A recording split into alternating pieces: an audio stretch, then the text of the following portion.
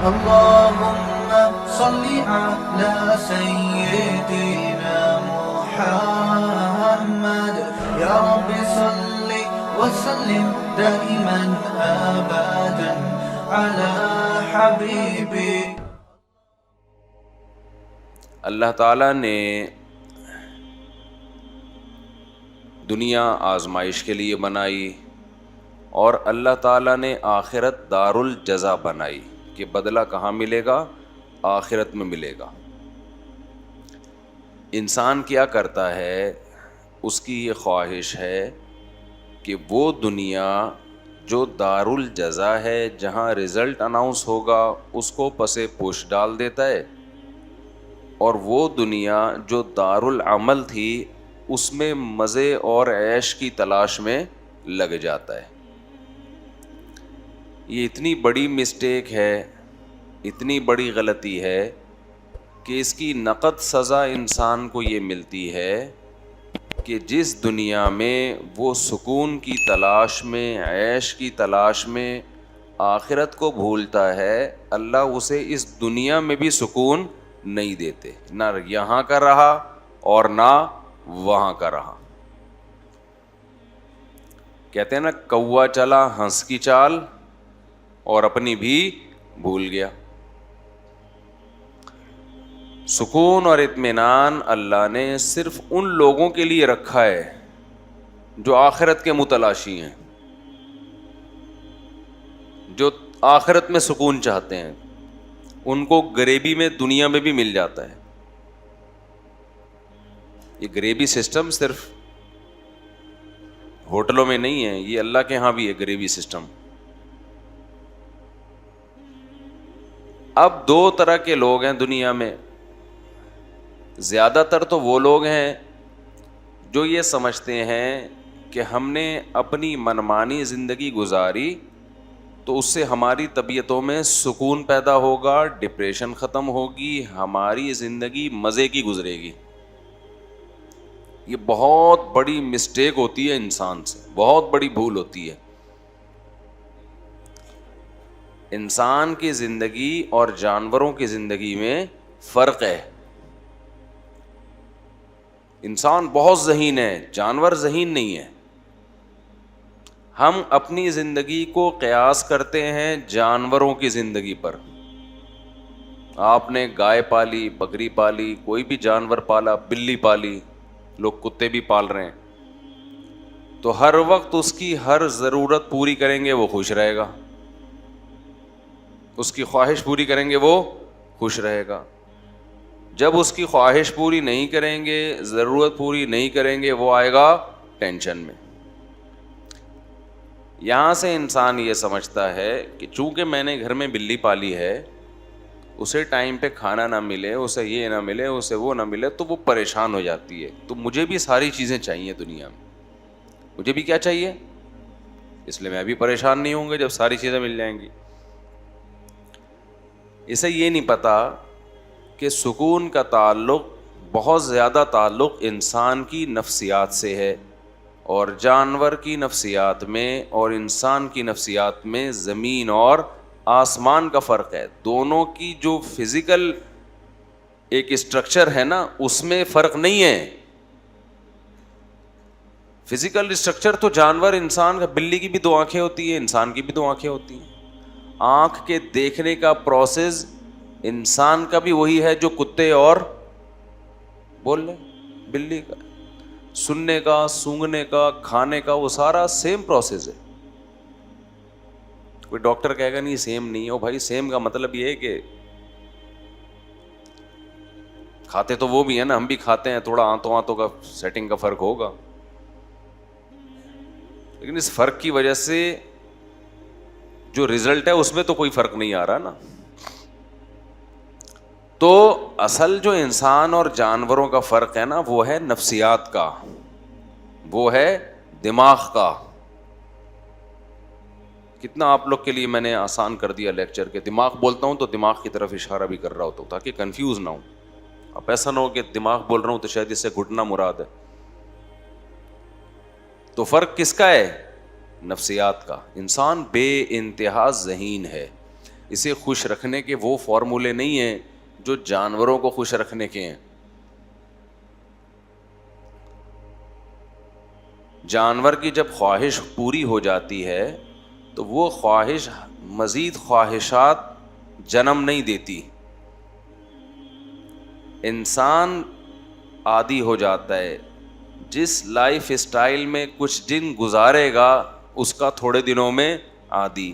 اب اس کو سکون اور مزے کے لیے اس سے اوپر کی چیز چاہیے، اس چیز میں اس کو سکون بولو نہیں ملے گا، اب اوپر کی چیز چاہیے. لہذا دو طرح کے لوگ ہیں. کچھ کیا کرتے ہیں بھائی، سکون اطمینان کے لیے وہ اپنی خواہشات کو پورا کرنے میں لگ جاتے ہیں، ان سے ٹینشن برداشت نہیں ہوتی. یہ بھی کر لو، یہ بھی کر لو، جو دل چاہے کھا لو، جیسا چاہے جہاں چاہے رہ لو. وہ اپنی خواہشات کو محدود نہیں کرتے. لیکن اللہ اور اس کے رسول صلی اللہ علیہ وسلم نے جو سکون کا طریقہ بتایا وہ خواہشات کو پورا کرنا نہیں ہے بلکہ خواہشات کو کنٹرول کرنا ہے. خواہشات کو کیا کرنا ہے؟ کنٹرول کرنا ہے. اگر آپ نے کنٹرول کرنا شروع کر دیا خواہشات کو، اچھا اب اس میں بھی دو طرح کے لوگ ہیں جو خواہشات کو کنٹرول کرنے والے ہیں. کچھ ایسے ہیں جو کہتے ہیں کہ اپنی کوئی خواہش ہی پوری نہ کرو. بعض مذہبوں نے ایسا کیا نا کہ خواہشات، کوئی بھی خواہش پوری نہ ہو، بس اوٹ پٹانگ زندگی گزارو. آپ اسلام نے کیا کیا بھائی؟ اعتدال بتایا. کچھ خواہشات پوری کرنی ہے، کچھ خواہشات آخرت کے لیے چھوڑ دینی ہے، اور کچھ خواہشات آپشنل ہیں، پوری کرو ٹھیک ہے، نہیں کرو گے تو ثواب ملے گا. آپ کا دل چاہتا ہے میں ہمیشہ کھاتا پیتا رہوں، اللہ کہتے ہیں نہیں، روزے زیادہ سے زیادہ رکھو تو اللہ تعالیٰ خوش ہوگا. رمضان کے روزے تو فرض ہیں، اس کے علاوہ بھی اللہ نے کہا کہ جتنے رکھنا چاہو رکھ سکتے ہو. تو روزہ کھانے سے خواہش پوری ہوتی ہے یا روزہ رکھنے سے؟ کھانے سے پوری ہوتی ہے نا، لیکن نفس اور انسان کا دل نہیں چاہتا کہ میں روزہ رکھوں. آج بہت بڑا مسئلہ یہ ہے کہ ہم میں کوئی شخص اللہ کے لیے قربانی دینے کے لیے تیار نہیں ہے. ہم چاہتے ہیں کہ بس مزے کی زندگی گزرتی رہے، ہر وقت کھاؤ پیو موج مستی. اس کی وجہ سے ٹینشن ختم ہونے کے بجائے ٹینشن بڑھنا شروع ہوتی ہے.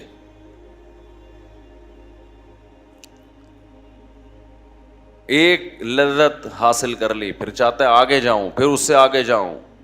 اور کمال کی بات یہ ہے کہ جیسے جیسے لذتوں اور خواہشات کی دلدل میں پھنستا ہے، باڈی ساتھ دینا ختم کرتی رہتی، وہ بڑھاپے کی طرف جا رہی ہوتی ہے.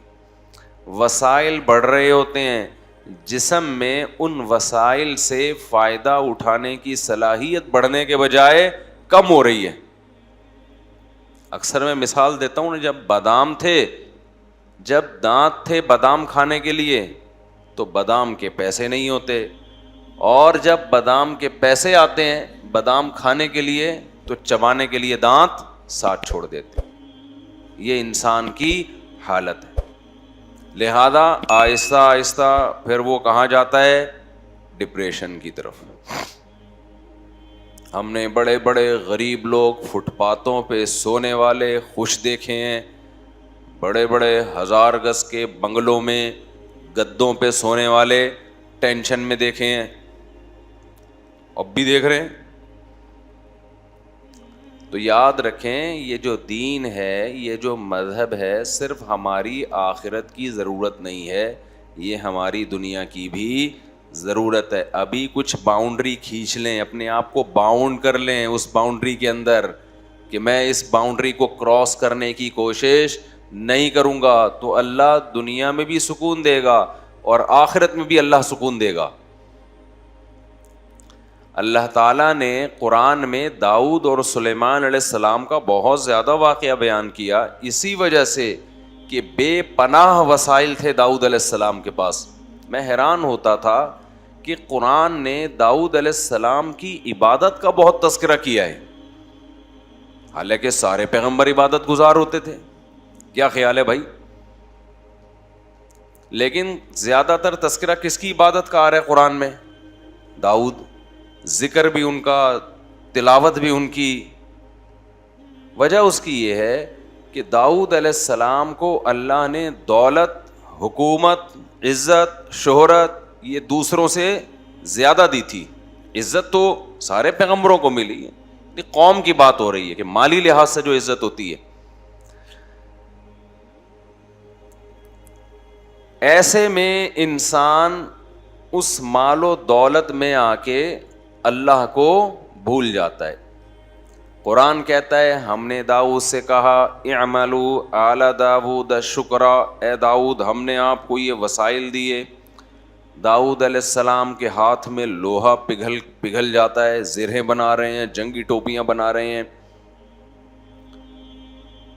اتنی بڑی حکومت اللہ نے داؤد علیہ السلام کو عطا کی، پرندوں کی بولیاں سکھا دیں، اور جنگی کمانڈر. ان سب باتوں کے باوجود داؤد علیہ السلام کی رات کی نماز کی بھی فضیلت اور داؤد علیہ السلام کے روزے کی بھی فضیلت. سب سے بہترین روزہ کس کا روزہ حدیث میں آتا ہے؟ داؤد کا. آپ سمجھتے ہیں کہ شاید داؤد علیہ السلام ایسا روزہ رکھتے تھے کہ افطاری کوئی خاص ڈش سے کرتے ہوں گے جس کی وجہ سے ان کے روزے کو سب سے افضل روزہ قرار دیا گیا؟ نا. اللہ کہتے ہیں، حدیث میں آتا ہے، نبی صلی اللہ علیہ وسلم نے فرمایا داؤد علیہ السلام نے پوری زندگی ایسے گزاری، ایک دن روزہ اگلے دن ناغا، پھر ایک دن روزہ اگلے دن ناغا، پھر ایک دن روزہ اگلے دن ناغا. پوری لائف اس طرح گزاری. آج کوئی مالدار آدمی یہ تصور کر سکتا ہے؟ بولو کیا ہو گیا بھائی؟ ابے پیسہ کس بات کا جب روزے ہی رکھنے. لوگ کہتے ہیں نا معاذ اللہ، جو بالکل ہی ملحد، کہ روزہ وہ رکھے معاذ اللہ جس کے پاس کھانے کو نہ ہو. ان کے پاس تو کھانے کو بہت تھا. رات کے بھی داؤد علیہ السلام نے 3 حصے کیے ہوئے تھے، اس میں عبادت، اور ایسی عبادت کیا کرتے تھے، ایسی عبادت، ذکر اتنے اخلاص اور اتنے درد کے ساتھ. وَالطَّيْرَ مَحْشُورَةً كُلٌّ لَهُ أَوَّابٌ، جب اللہ کو یاد کرتے، یا جبال اوبی مَعَهُ وَالطَّيْرَ. داؤد علیہ السلام کے لا الہ الا اللہ میں اور ہمارے لا الہ الا اللہ میں بہت فرق. قرآن کہتا ہے جب لا الہ الا اللہ کا ورد کرتے، پہاڑوں سے بھی لا الہ الا اللہ کی آوازیں آنا شروع ہو جاتی، پرندے سر پہ جمع ہو جاتے غول کے غول بنا کے. آج ہماری زبانوں سے لا الہ الا اللہ بھی ختم. ذکر ونس اپون اے ٹائم بزرگوں کے ہاتھ میں تسبیحات نظر آیا کرتی تھیں، اب وہ تسبیح بھی ہمارے کلچر سے، بول لو نا، شارٹ. خواتین کے سروں سے دوپٹہ شارٹ ہوا، پہلے سروں سے شارٹ ہوا، پھر مارکیٹ سے کیا ہو گیا؟ شارٹ. اب دوپٹے کے نام پہ کچھ مذاق ٹائپ کی چیزیں مل رہی ہیں. دوپٹے کا مطلب تو یہ ہوا کرتا تھا کہ سر چھپ جائے، وہ اتنے باریک دوپٹے آ رہے ہیں کہ وہ فیشن ہے. اب وہ کیا ہیں؟ تو دوپٹہ شارٹ ہوا، تسبیح بھی کیا ہو گئی؟ بولو، شارٹ. ذکر کا ٹائم ہی نہیں ہے، عبادت کا ٹائم ہی نہیں ہے. رمضان میں مسجدیں بھری ہوا کرتی تھیں، لوگ صبح فجر کے بعد، عصر کے بعد بیٹھ کے اللہ اللہ کر رہے ہوتے تھے. اب وہ بھی گیا.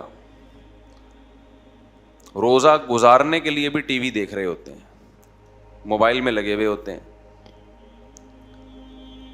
سکون زندگیوں میں نہیں آئے گا. تو قرآن کیا کہتا ہے کہ داؤد علیہ السلام لحن داؤد مشہور ہے، بہت خوبصورت اللہ نے داؤد علیہ السلام کو آواز دی. اور داؤد علیہ السلام کا ایک معجزہ یہ بھی، وفصل الخطاب،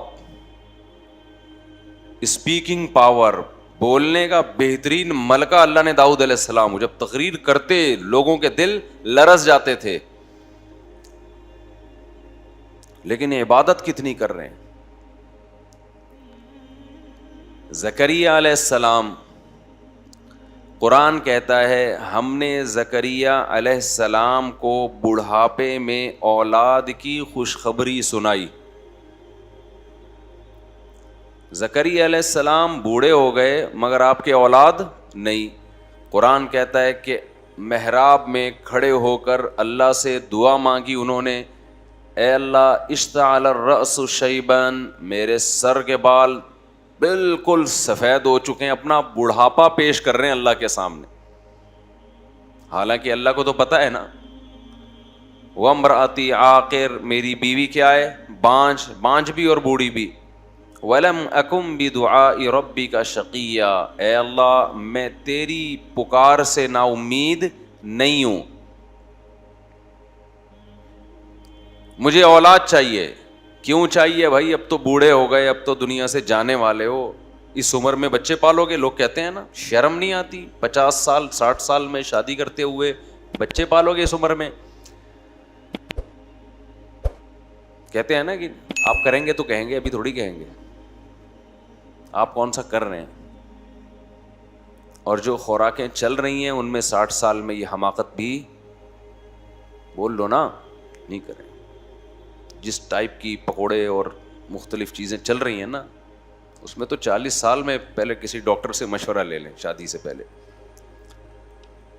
تو داؤد علیہ زکریا علیہ السلام کا سر سفید ہو گیا، اور بیوی بانجھ بھی ہے اور بوڑھی بھی ہے، اور اللہ سے دعائیں مانگ رہے ہیں، اے اللہ میں تجھ سے نا امید نہیں ہوں. اللہ تعالیٰ نے خوشخبری سنا دی زکریا علیہ السلام کو. جب خوشخبری سنائی ہے تو پھر کہہ رہے میرے اولاد کیسے ہوگی، میں تو بوڑھا ہوں اور بیوی کیا ہے؟ بانجھ ہے. بعض دفعہ انسان دعا تو مانگ رہا ہوتا ہے، جب قبول ہوتی ہے تو اس کو خود حیرانگی ہوتی ہے. تو پھر اللہ نے زکریا علیہ السلام کو کیا کہا؟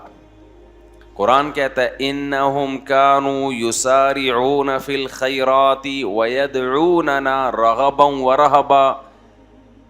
زکریا اور اس کی زوجہ، ان کو ہم بڑھاپے میں اولاد دے رہے ہیں جب اولاد کا امکان نہیں ہے. کیوں دے رہے ہیں؟ ایسا معجزہ کیوں ہو رہا ہے؟ کانوا یسارعون فی الخیرات، یہ دونوں نیکی کے کاموں میں ایک دوسرے سے آگے بڑھنے کی کوشش کرتے تھے. وَيَدْعُونَنَا رَغَبًا وَرَهْبًا، اور ہم سے دعائیں مانگا کرتے تھے، امید کے ساتھ بھی اور اللہ کے خوف کے ساتھ بھی. خوف کا مطلب اپنے اعمال کا خوف کہ کہیں پکڑ نہ ہو جائے قیامت کے دن، لہذا اے اللہ ہمیں اس عذاب اور پکڑ سے بچا لے، اگر ہم سے کوئی کوتاہی ہوئی ہے تو معاف کر دے. اور رغبن کا مطلب جو اچھے کاموں کی توفیق مل رہی ہے ان کے اجر کی بھی امیدیں تھیں کہ اللہ ہمارے ان نیک اعمال کو قیامت کے دن ضائع نہ کرنا، ان کا اجر ہمیں دینا. سمجھ رہے ہیں کہ نہیں سمجھ رہے؟ بھائی چھوٹے بچوں کو جب لایا کریں نا تو اپنے ساتھ بٹھایا کریں. جی اچھا چلیں، بچہ تو کرے گا نا، اب تار بھی کھینچے گا. بچے پہ غصہ کرنا بالکل ٹھیک نہیں ہے. بچہ کچھ بھی جب بیٹھے گا تو کچھ کرے گا، وہ اگر کچھ نہیں کر رہا اس کا مطلب وہ انسان کا بچہ نہیں. اور بچے پہ کچھ کرنا ہی اچھا لگتا ہے، اوٹ پٹانگ کر رہا ہو تو ہاں یہ ضرور ہے کہ اس کو ویسے کنٹرول کریں جہاں ابا ہیں وہاں بیٹھے بچہ. اصل میں وہ بیان سن کے بچے تو پیدا ہو چکے ہوتے ہیں، ان کے پالنے کے لیے کہتے ہیں وہ آپ کے ساتھ ہی بٹھائیں گے، آپ کے مشورے پہ پیدا ہوا ہے نا، ادھر ہی بیٹھے گا، تنگ آپ کو کرے گا وہ. تو بھائی جب پیدا ہو تو پالو، پالنا بھی خود ہے، تو پالنا بھی خود ہے اس کو. تو قرآن کیا کہہ رہا ہے؟ زکریہ علیہ السلام اور ان کی زوجہ یہ نیکیوں میں ایک دوسرے سے آگے بڑھتے تھے. اس سے پتہ چلتا ہے بھائی وہ بھی یدعوننا، اور نیکیوں میں ایک خاص کام اللہ سے کیا کرتے تھے؟ دعائیں مانگتے تھے. تو جب تک آپ اپنے آپ کو عبادت کا پابند نہیں بناؤ گے اس وقت تک سکون حاصل نہیں ہو سکتا. مفتی طارق مسعود صاحب کے بیانات سننے کے لیے youtube.com/مفتی طارق مسعود کو سبسکرائب کریں، اور اگر آپ لائیو ویڈیو کو کبھی بھی مس نہیں کرنا چاہتے ہیں تو سبسکرائب کرنے کے بعد بیل آئیکن پہ کلک کرنا مت بھولیں. جزاک اللہ.